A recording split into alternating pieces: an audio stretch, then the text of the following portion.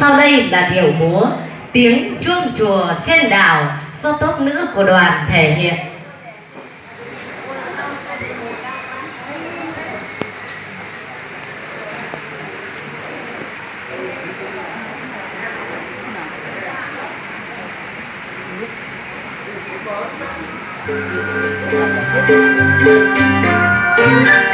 Sông từ Tây ơi sông từ Tây, muôn đời sau vẫn còn đây ngôi chùa, đứng trầm mặc dưới nắng mưa, uy nghi trang lệ chuông chùa ngân nga.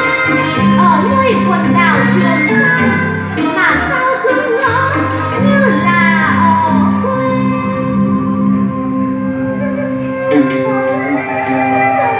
Cho kỳ phương quý khách đi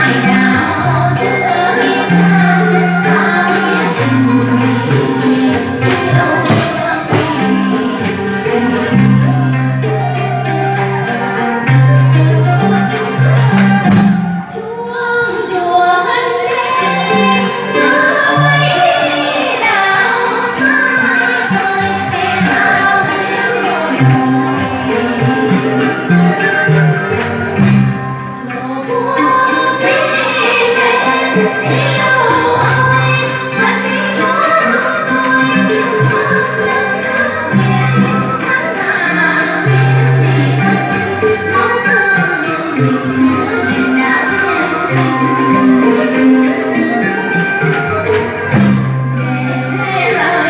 bỏ lỡ những video hấp dẫn.